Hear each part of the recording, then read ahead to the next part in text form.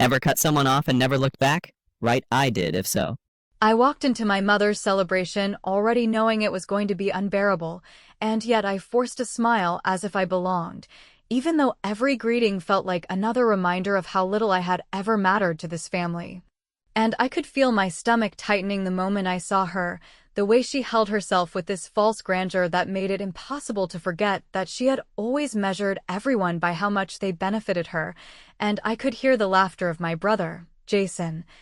in the background, boasting about some trivial promotion at work as if the world should pause to admire him, and I tried not to let it get to me, but years of being the less than in their eyes rushed in all at once like a flood I had spent decades pretending didn't exist. I had spent countless holidays, birthdays, and milestones watching her pour praise and money into Jason while I carried the weight of being responsible, polite, and overlooked, and I knew that if I let her have even a single ounce of satisfaction seeing me squirm, she would savor it forever, so I walked in with my head held high, pretending that I was completely indifferent to the room and the eyes that glanced at me as if I were some kind of afterthought. And I kept my thoughts tucked tightly away, my voice calm, and even when my uncle tried to joke about me being quiet, I only smiled and nodded, making sure not to give anyone the satisfaction of knowing how much I was simmering inside. She raised her glass at some point during the evening, that smug, rehearsed gesture that I had seen 1,000 times before, and she began speaking to the crowd, which had somehow gathered to celebrate her as if her life accomplishments were the centerpiece of our existence, and she lingered on my brother's achievements as if they were the only ones that mattered, and then she turned her eyes to me, a sharp, calculating look that I recognized instantly, because it was the same look she used when she had decided to withhold praise, affection, or opportunity from me throughout my entire life, and she said it loud enough for the room to hear, cutting through the chatter and music, saying that I had always been a burden and that I should not expect a penny from anything she had worked for, and in that moment I could feel the heat rise in my face, not because I was angry, but because the humiliation was perfectly calculated, meant to remind everyone that I had been expendable, that nothing I had done or achieved mattered, and that everything I had ever tried to build on my own had been invisible to them.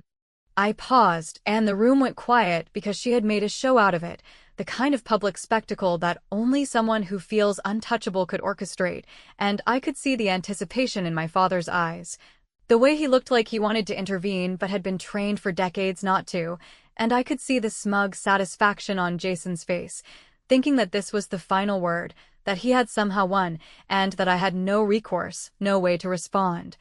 And for a second I considered saying something sharp, something explosive, something that would shame her as she had shamed me, but I took a deep breath instead and said calmly, with a voice steady and deliberate enough that it cut through the tension, "Good thing I'm starting a new life overseas."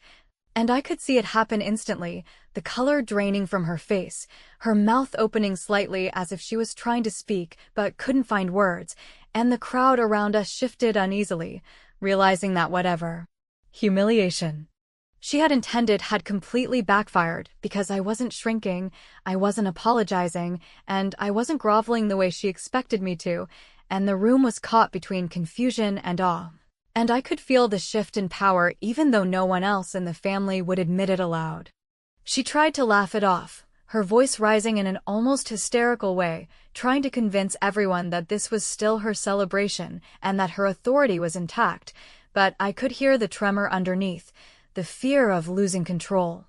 The recognition that the little girl she had spent decades crushing had somehow found the strength to stand without needing her approval, and I knew in that moment that everything had changed, that the way she had dominated every room, every conversation, and every decision in our lives would never be the same again, and I could see my father shifting uncomfortably, aware that I had just thrown a wrench into the delicate machine of family pride and obligation, and I could see Jason shrinking slightly, confused because his power had always been measured in being the favorite, in being the one who could do no wrong, and for the first time in his life, he wasn't sure how to react.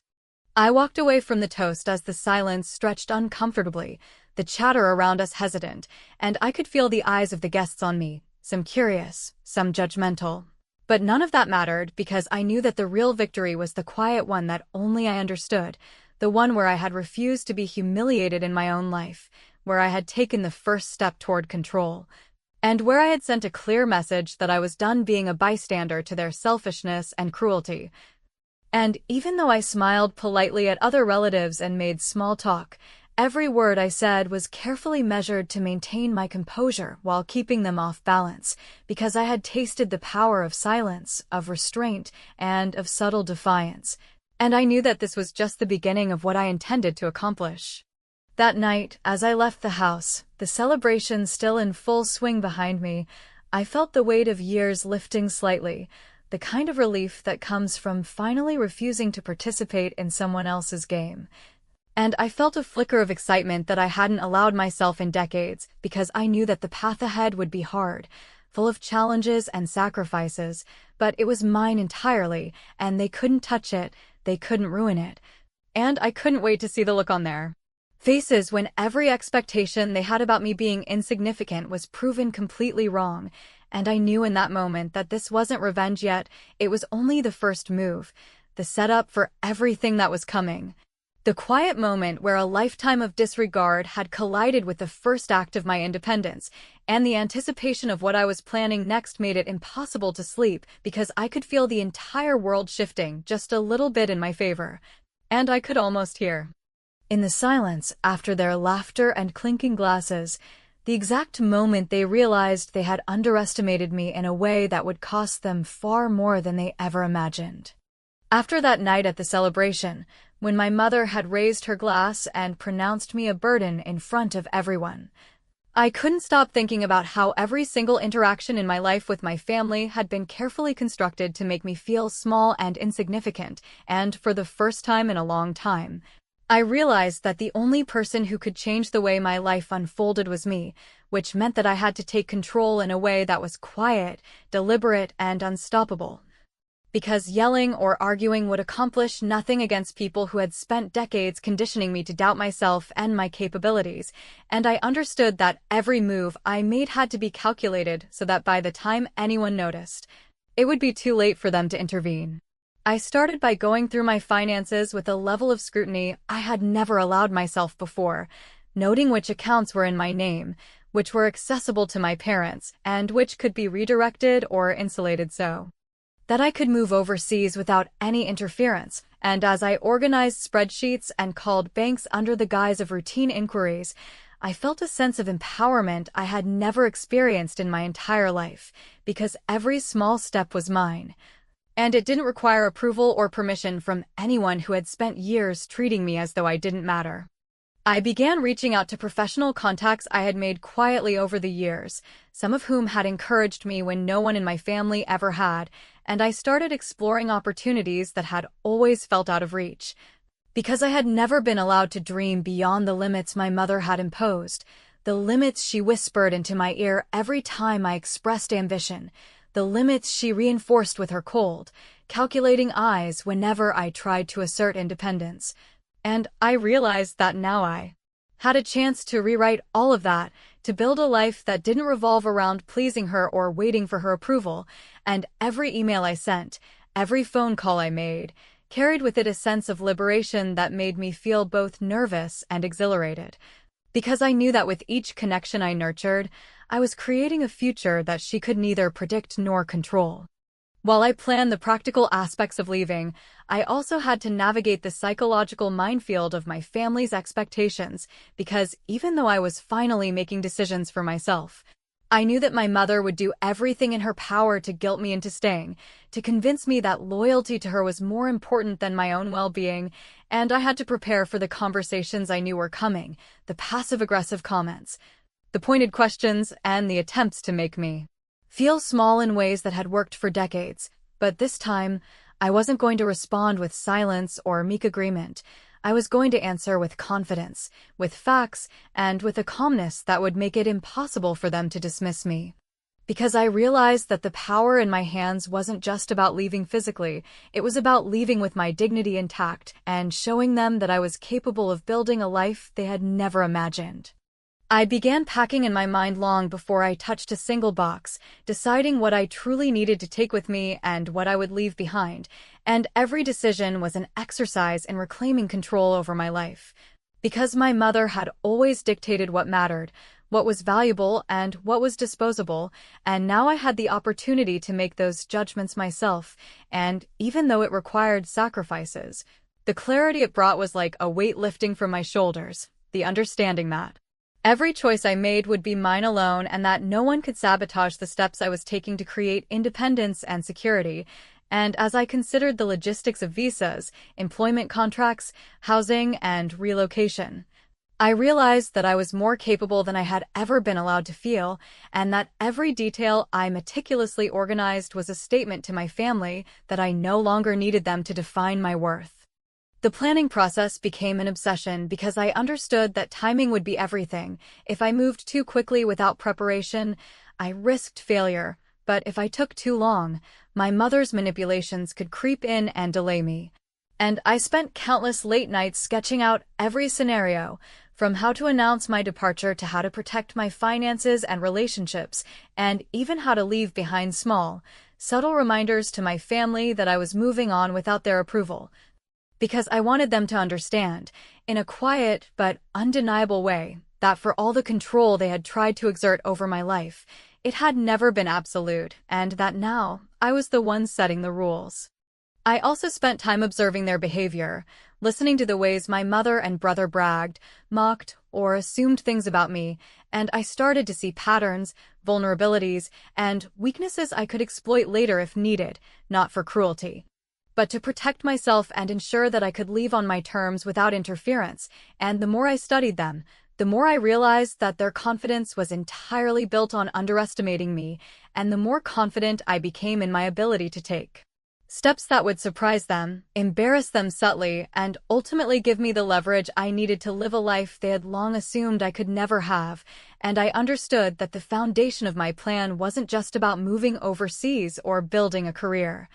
It was about reclaiming my identity, my autonomy, and my self-respect in a way that would echo louder than any words I could have said in that moment at the celebration. By the time the first flight was booked, the first documents were in order, and the first notifications had been sent, I felt a thrill I had never felt before because this was the first time I was taking control of my life in a way that mattered. And I knew that my mother would never see it coming, that she would continue to believe she held power over me until the moment she realized that her assumptions had been completely wrong, and I imagined the exact moment she would grasp that the daughter she had dismissed, mocked, and belittled had quietly built a life so independent and successful that nothing she could say or do would undo it. And even though I kept it mostly to myself, sharing only minimal details with those who could help, I felt the intoxicating satisfaction of knowing that for once, I was the one calling the shots, and that the days of being undervalued, ignored, or controlled were over, and that every step I took from that night forward would bring me closer to the life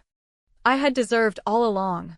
Once the plans were in motion and my flight overseas was booked, I realized that leaving wasn't just about physically removing myself from the house or cutting ties temporarily. It was about making my absence felt in a way that would shake the foundation of the family dynamic that had always assumed I would be the one who stayed small, quiet, and manageable, and so I began the process of signaling change subtly, knowing that every conversation, every casual remark, and every strategic disclosure had to serve the purpose of letting them see, without my having to say it outright, that the power balance had shifted and that I was no longer a person whose presence or approval could be taken for granted, because after decades of being dismissed, undermined, and minimized, I understood that the real leverage came from control over perception, and I intended to use it ruthlessly yet cleanly to set the stage for what was coming. I started by informing a few of my professional contacts and mentors that I would be relocating, making it clear that I was stepping into new opportunities that I had earned entirely on my own merit, and even though I kept the language neutral, polite, and professional, I could feel the energy shift in the room when my mother called me to check in under the pretense of curiosity and concern, asking questions that were intended to gauge my financial stability, my plans, and whether I had considered how leaving would impact the family, and I answered calmly, meticulously, and without hesitation, revealing enough to demonstrate capability, but not enough to give her any real insight into the resources, connections, and strategic advantages I had quietly lined up, which immediately made her pause, stumble over her words, and drop the tone of superiority she had relied on for decades, because she had assumed I would panic, ask for guidance, or second-guess myself. And when none of that happened, I knew that I had already taken the first true step in undermining her expectations. I also began leaving small, calculated reminders of my independence in spaces she frequented, sending invoices, contracts, and confirmations that had nothing overtly confrontational in them, yet contained subtle indicators that I was thriving, that I was building a life without her approval, and that she could not control me through guilt or manipulation any longer. And I watched her reaction carefully during family calls, noting the subtle changes in her expressions, the slight hesitation in her voice, and the way she fumbled over words when my name came up in conversation with relatives who had always assumed her dominance over me would prevent any contradiction, and with each observation, I catalogued her vulnerabilities, making mental notes for how I could further demonstrate my independence in ways that would be undeniable, public enough to be noticed, yet invisible enough to avoid confrontation until the moment of maximum impact. Simultaneously, I began quietly transferring personal assets and documents into accounts and locations she could not access or influence, ensuring that every dollar, every legal document, and every connection I had was insulated against interference, and I did it in such a way that even if she suspected, she would have no proof or leverage to stop me without drawing attention to her own intrusive behavior. Because I understood that the real power in leaving was not just the departure itself, but the assurance that once I had gone, there was no turning back unless I chose to allow it, and the thought of her trying to intervene while knowing she had no legal, financial, or social foothold thrilled me in a way I had never experienced before. Because this was not revenge yet, this was empowerment in motion, the type of calculated preparation that makes victory inevitable. I also started reaching out to Jason under the guise of casual, seemingly innocent conversations, asking about work, hobbies, and mutual acquaintances, but framing every question and statement to subtly challenge his assumptions about my role in the family, reminding him indirectly that I had capabilities, ambitions, and successes that he had always ignored, and while he tried to respond with his usual smug confidence, I could hear the uncertainty creeping into his voice, the doubt that had never been there before, and I took note of every reaction, because I realized that even before I left physically, I could begin dismantling the perception that I was inferior, expendable, or dependent. And that perception had been the foundation of both my mother's control and my brother's superiority complex.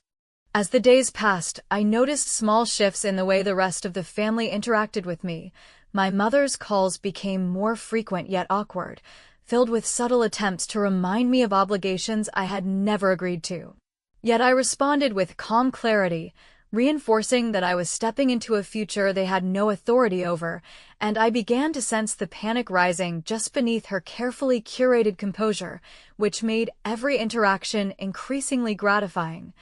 because I could see the realization dawning that her control was slipping, that she could no longer manipulate the narrative, and that the daughter she had dismissed for decades was now taking steps that were unassailable, measured, and precise,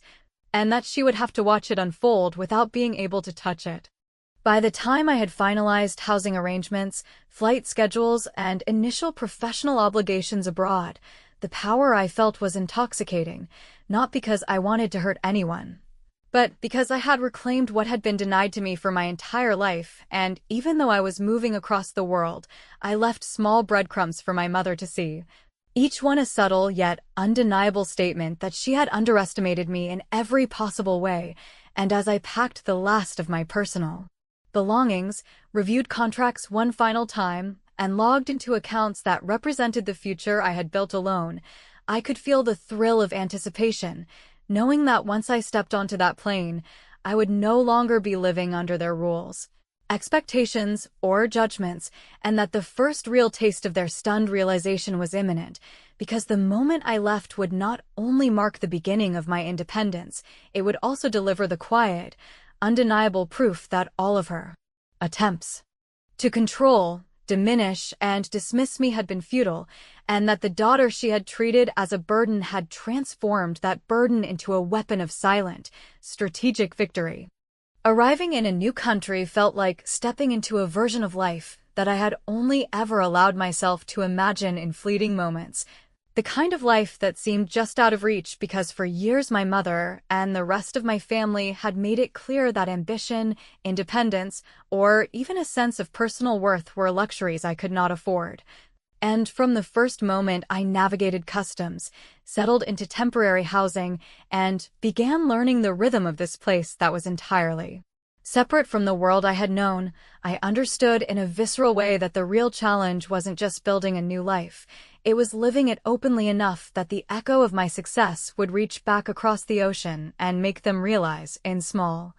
undeniable ways, that the daughter they had dismissed, mocked, and devalued for decades had not only survived without their support, but was flourishing beyond anything they had imagined. And every new contact I made, every task I completed, and every minor victory I secured became a thread in the fabric of independence I was weaving, which simultaneously strengthened me and began to undermine the illusion of control my family had always assumed they held over my life.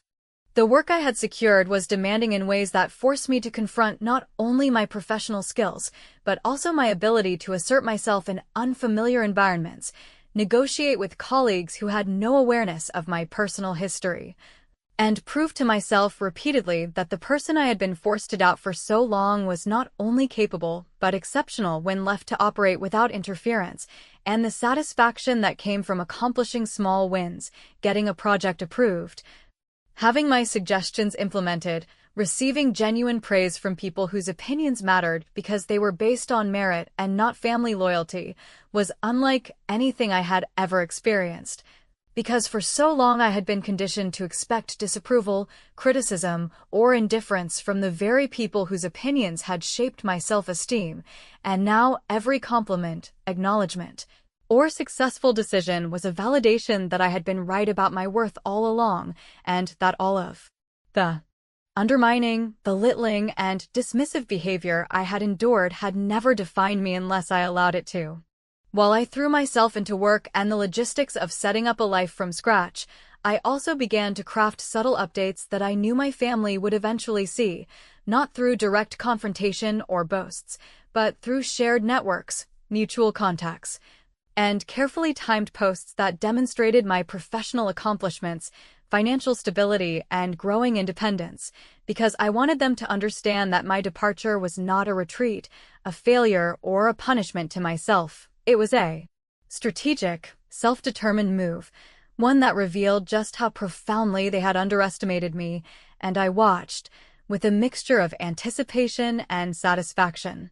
as messages from distant relatives and casual acquaintances started to trickle back to my family, sharing news of my projects, promotions, and emerging reputation in my new environment, and I knew that with every passing day, my mother and brother were slowly, unconsciously registering that their assumptions about my limitations were entirely wrong, and that the girl they had once dismissed as a burden was not only independent, but thriving in ways they could neither control nor reverse. I also started building a circle of support, people who had no knowledge of my family drama, who judged me purely on competence, integrity, and ambition, and in every interaction, I noticed the contrast between this life and the one I had left behind. Here, I was listened to, respected, and challenged in ways that encouraged growth rather than undermining confidence, and the clarity that came from that difference strengthened not only my practical abilities, but also my sense of self-worth. Because I could see in real time what my potential looked like when nurtured rather than suppressed, and I realized that every decision I made from this point forward carried double significance, as it was both an investment in my future and a quiet, accumulating statement to my family that I had moved beyond the constraints they had imposed. As the weeks went by, I began taking risks that I had once avoided for fear of their disapproval, whether it was pursuing a client that seemed unreachable, negotiating for a higher salary than I ever would have dared to request under their scrutiny, or making investments in opportunities one had meticulously researched, and each time I succeeded, the thrill of accomplishment was intensified by the awareness that back home, my mother was likely hearing about these developments indirectly, noticing the quiet but unmistakable trajectory of my life, and I imagined the frustration and disbelief building as they tried to reconcile the confident, thriving woman I was becoming with the person they had always told themselves I could never be. Because I had learned over decades that control is often an illusion, and the most devastating victories come from demonstrating competence and independence quietly, strategically, and consistently, rather than through confrontation or argument. At the same time, I carefully managed my communications with my mother and brother, answering calls and messages in ways that were polite but measured, refusing to engage in guilt, manipulation, or passive-aggressive tactics, and with each interaction, I felt the shift in power growing more concrete because they were now reacting to facts I controlled, not assumptions they had imposed, and the knowledge that my calm, confident presence alone could unsettle them without a single raised voice or confrontation felt exhilarating, like a secret I carried with me that grew stronger with every achievement, every decision, and every small act of independence, and I knew that when the moment arrived for the ultimate revelation of what I had built, it would be undeniable, irreversible, and completely mine. Even in the mundane details, finding an apartment, setting up utilities, registering for local services, I approached everything with meticulous attention to ensure that nothing could be used against me, and with each successful step, I felt a growing sense of liberation and strategy combined, because every practical victory was a piece of the puzzle that made the eventual, subtle impact on my family inevitable, and the longer I maintained this life, the more my absence became a presence they could no longer ignore, a constant reminder that the daughter they had dismissed as a burden had transformed herself quietly, deliberately, and brilliantly into a person whose independence, achievements, and confidence they had never anticipated, and whose success would speak louder than any words could ever have done. By the time the moment arrived when I knew that my family could no longer ignore what I had accomplished, I had spent months not only building a life overseas, but also carefully managing the subtle ways in which my success would reach back across the ocean. Because I understood that the most devastating revenge is rarely about confrontation, it is about letting others witness the undeniable truth of your transformation and independence, and as I prepared to make my final move, I reflected on the countless hours I had spent meticulously orchestrating every detail, ensuring that every achievement, every connection, every financial gain, and every strategic decision I had made in this new life was both secure and visible in the ways I wanted them to perceive it, without needing to say a single confrontational word. Because I had learned long ago that the satisfaction of victory comes from the quiet realization that the people who tried to diminish you can only watch as you rise beyond what they ever imagined, and that their astonishment is a form of justice that cannot be undone. When I first sent the emails to my former colleagues, sharing updates about my new projects, promotions, and even minor accolades, I knew that they would circulate back to my mother and brother, who had always relied on indirect means to monitor my life. Because direct inquiries would have been too obvious and, in many ways, too vulnerable. I had observed their habits for decades and knew precisely how information traveled in our network of relatives, neighbors, and casual family friends, and I crafted my updates to highlight competence, financial independence, and personal growth in a way that could not be denied, leaving no space for her to twist the narrative, to manipulate perception, or to minimize my achievements. And I watched the effect unfold silently as the first signs of tension appeared, conveyed through uncertain phone calls, hesitant messages, and the subtle, almost imperceptible way my mother's voice betrayed disbelief when she referenced something she had heard about my life abroad, because she could not deny the facts yet could not control or stop them. At the same time, I began taking steps to formalize my independence legally and financially, ensuring that nothing from my previous life could be used as leverage against me, while simultaneously revealing just enough progress through mutual contacts and social networks to guarantee that my mother and brother were aware that I had not only survived but thrived, building something beyond their imagination or influence. And the combination of professional success, strategic communications, and calculated distance created an effect that was almost physical in its impact, because every interaction I now had with them, however minimal, carried the weight of someone who had reclaimed her narrative, her agency, and her power. And as they registered each new detail, their certainty that I would remain the burden I had been told I was for decades slowly eroded, replaced by an unfamiliar, uncomfortable awareness that the daughter they had dismissed and underestimated was now untouchable in every meaningful sense. The final, deliberate act that would seal my position, however, required patience, timing, and an understanding of exactly how my mother and brother thought, because the brilliance of revenge is not in overt destruction but in subtle, inescapable revelation, and I orchestrated a series of carefully arranged calls, messages, and third-party confirmations that would, all at once, communicate the truth that I was not only financially secure, professionally recognized, and fully independent, but that I had also reached a stage of personal fulfillment that rendered their past judgments irrelevant, and I positioned these communications in such a way that my mother, who had once raised her glass to declare me a burden, would now have to acknowledge, internally if not out loud, that her assumptions, dismissals, and manipulations had failed completely. When the message finally arrived, confirming that my plans had taken root in a manner she could no longer ignore, I imagined her face as I remembered it the night of her toast, the way the color had drained, the way her carefully constructed authority and superiority had faltered under the weight of my calm, unapologetic assertion of independence, and I realized that the satisfaction I felt was not rooted in cruelty,